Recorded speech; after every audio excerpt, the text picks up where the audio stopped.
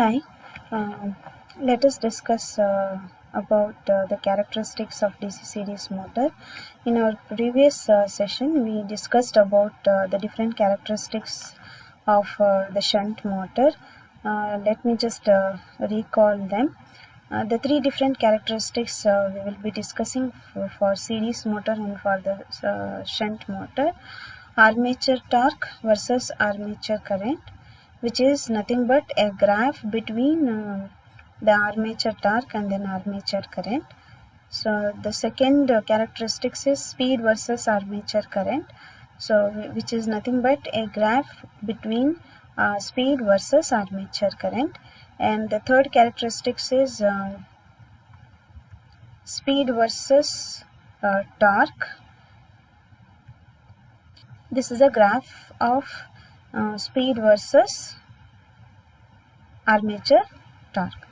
So in order to discuss these characteristics, it is very essential for us to recall the torque versus armature current relation and speed versus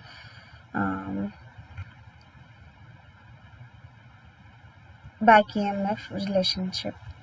Okay, and in case of shunt motor, we know that armature torque is directly proportional with armature current, that is T is proportional with I, and also the speed is speed relation we can relate with the back EMF as N proportional with EB divided by phi.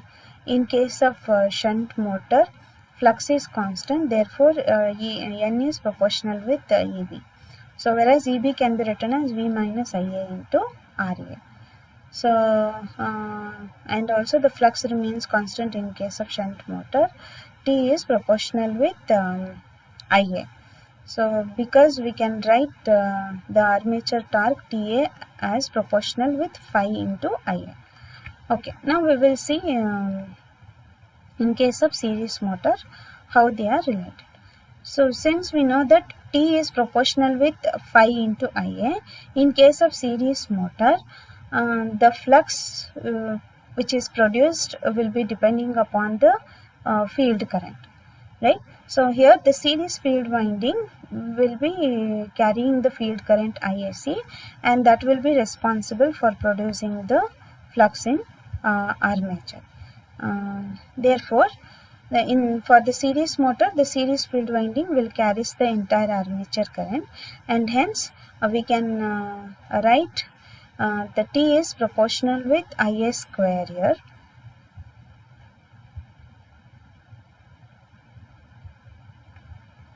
T is proportional with IA square. For the series motor, armature current is equals to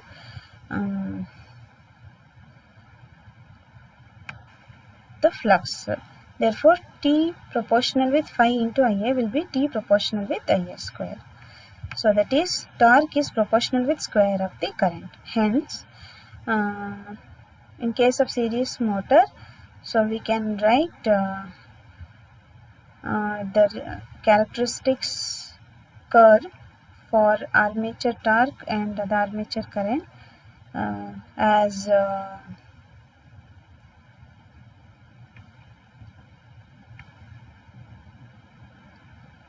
the parabolic curve.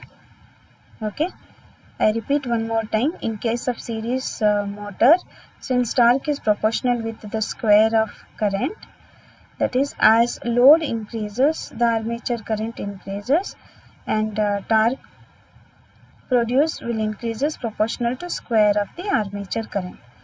Proportional to square of the armature current, and hence we can write this relation as parabolic curve. So that is from here to here.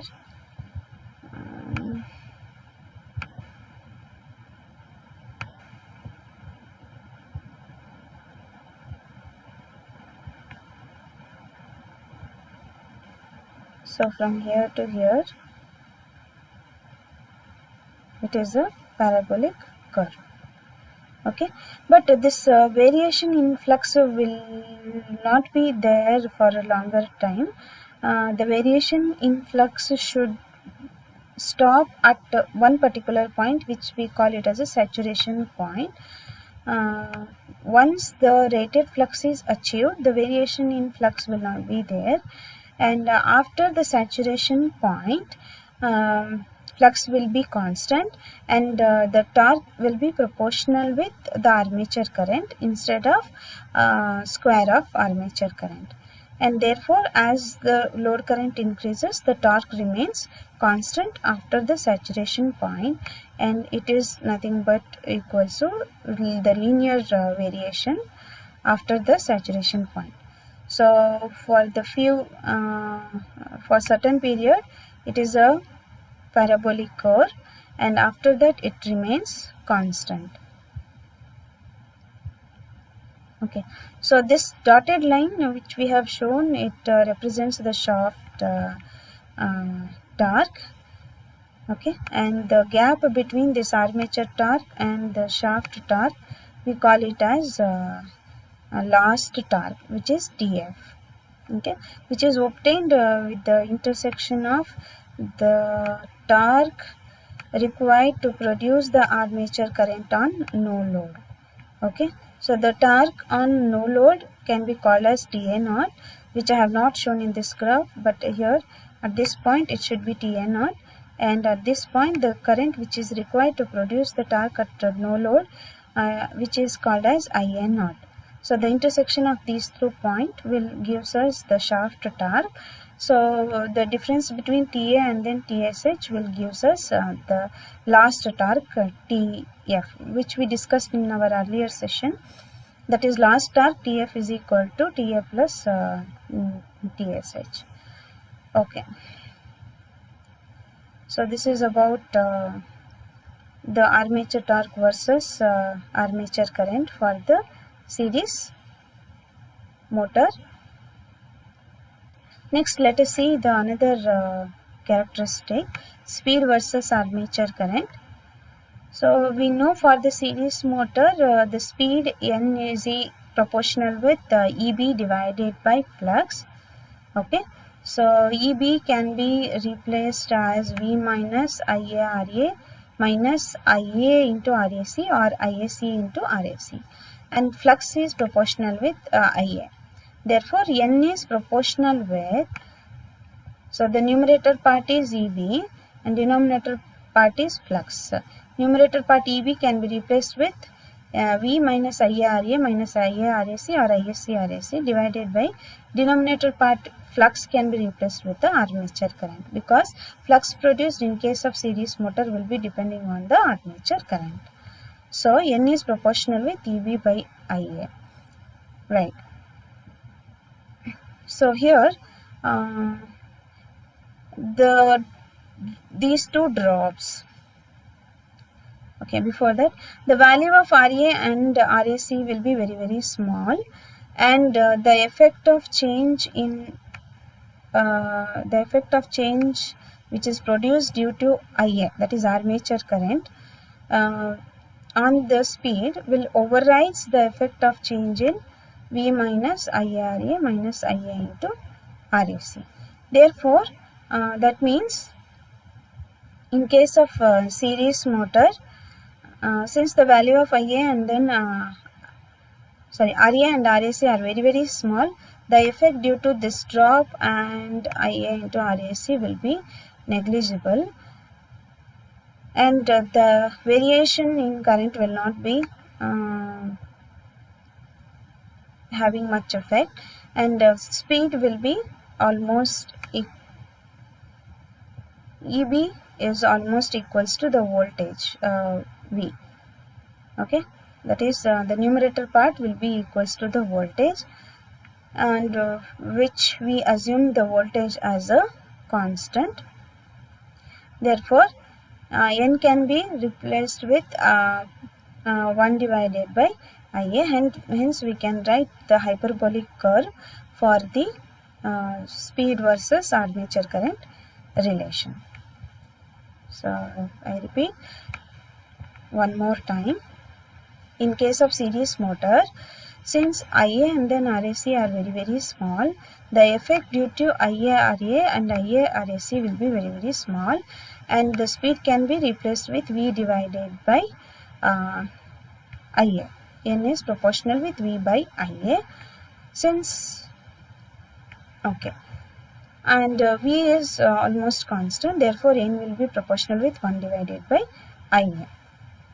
Hence, we can write an hyperbolic curve which we have shown in this graph. Okay, so next is the last characteristic is speed versus armature torque. Now let us see the previous two curves. Speed versus armature current and armature torque versus armature current and speed versus armature current. So just look into this diagram. Here, as the armature current increases, the torque will increases as a parabolic at some extent, and then it will be linear increase. And as the armature current increases, there will be a decrease in the speed. So when we combine these two characteristics, these two behavior, we will obtain the torque versus speed behavior. So as armature current increases, torque will increases and speed should decrease. So the torque, as it increases, the speed should decrease.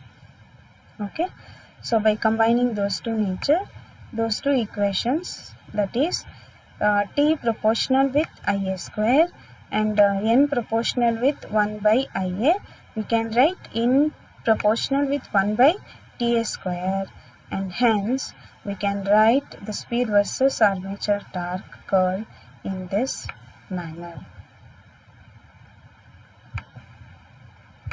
So like this characteristics curve basically helps us to understand the behavior of the series and then shunt motor. Thank you.